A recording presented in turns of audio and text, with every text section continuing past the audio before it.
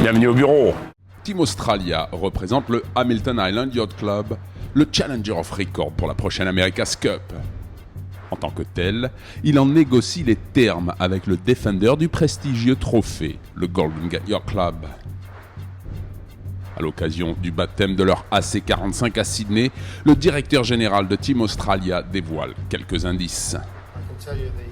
Je peux vous avouer que les règles de classe sont finalisées et qu'on est très content du résultat. En ce qui concerne le protocole, il reste encore quelques points de discussion. Le type et surtout la taille du bateau semblent être donc finalisés et un certain nombre de mesures sont prises pour en réduire les coûts. On a travaillé très dur pour arriver à un nouveau type de bateau qui devrait faire 62 pieds de long et qui aura énormément d'éléments monotypes à bord. Yann annonce également la nomination du skipper de Team Australia. Je voudrais également confirmer que Matthew Belcher, le marin élu World Yachtsman of the Year, sera bien le skipper de Team Australia.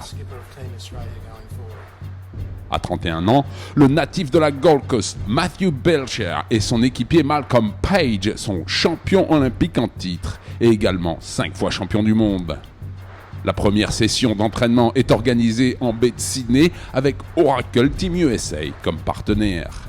L'équipe australienne peut tester le talent de ses marins au contact du Defender. Le Circuito Mexicano de Vela se décline en 8 étapes dans différentes régions du Mexique. Pour la première épreuve de ce circuit, je vous emmène sur la péninsule du Yucatan à 40 km au nord de Tulum. Puerto Aventuras est une belle plage de sable fin bordée de cocotiers et fermée par un récif corallien. Bref, un spot fantastique. Ce festival de la voile qui accueille des dériveurs ou des gros bateaux se veut international avec des concurrents venant de l'Amérique du Nord et du Sud. La première journée est marquée par la pluie, mais peu importe, les concurrents s'adaptent et profitent d'un vent fort ainsi qu'un courant puissant. Le vent ne cesse de se renforcer au cours des 2 derniers jours, la mer continue de se creuser. Le niveau de ces régates ne cesse de s'élever et plusieurs jeunes athlètes ont comme objectif le championnat du monde ISAF qui se déroulera cet été au Portugal. Bienvenue au bureau. Leigh McMillan sur The Wave Muscat remporte l'acte 2 du circuit mondial des extrêmes Sailing Series à Oman, au Moyen-Orient. Le début de l'épreuve se déroule dans un vent plutôt faible, compliquant la tâche des tacticiens des 11 catamarans présents et des 55 équipiers. Prendre un bon départ est crucial et passer la bouée au vent dans les 3 premiers, primordial. Il y a ceux qui rigolent comme Sir Ben Ainslie qui réalise une prodigieuse 3e journée avec 3 victoires de manche, ou Alinghi et sa régularité de métronome. Avec ce format et la qualité des régatiers présents, vous pouvez être fier à chaque fois que vous faites un podium. Et puis, il y a ceux qui pleurent comme Groupama qui peinent sur les bords de près dans les petits airs. Avec 20 nœuds en moyenne et même 26 pour la dernière manche qui compte double, la brise se renforce considérablement pour la 4e journée de compétition. À l'issue de 28 régates acharnées, 4 équipages peuvent encore prétendre à la victoire finale. Seulement 4 points séparent les 4 premiers bateaux avant la dernière manche. C'est incroyable. Le leader provisoire Alinghi prend une mauvaise option et se fait éjecter à la 3e place du classement général. C'est évidemment difficile à avaler, il a vraiment fallu qu'on s'applique pour finir sur le podium. Emirates Team New Zealand, en se classant 3e de l'ultime manche, termine second de l'acte 2.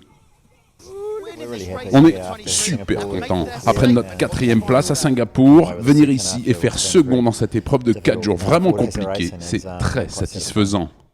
Jouant à domicile, Leigh McMillan sur The Wave Muscat prend un départ canon et ne sera plus rejoint. Jeu, set et match pour le local de l'étape.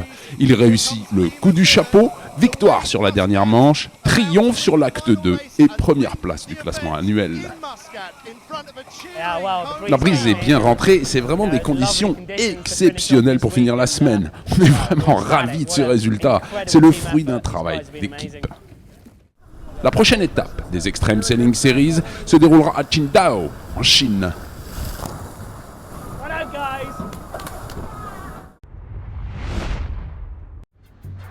À Doha au Qatar, le temps semble s'être un peu arrêté dans les marchés traditionnels. Le contraste avec certaines rues de la ville et ses gratte-ciel est saisissant et témoigne de la puissance économique de ce pays.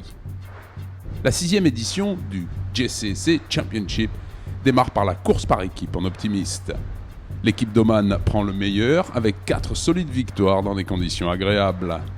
La compétition accueille le 2e jour les lasers et catamarans dans des vents plus musclés avec rafale. En laser standard, 2 athlètes font des étincelles et empêchent toute velléité de la concurrence. Al-Kojed de Bahreïn et le Qatari Al-Sharshani sont clairement au-dessus du lot. En radial, Ibrahim Showalter de Bahreïn a pris la poudre d'escampette en marquant les esprits avec 3 victoires consécutives. En laser 4.7, Telfat accumule un bon matelas de points d'avance, mais l'Omanais Al-Waibi reste menaçant. Enfin, en Hobie 4.16, le spectacle est total et favorise le suspense dans un classement très serré. La dernière journée se déroule dans la chaleur et des vents légers et en apothéose lors d'une remise des prix grandiose. Rendez-vous la semaine prochaine, même heure, même endroit. D'ici là, au revoir et bon vent.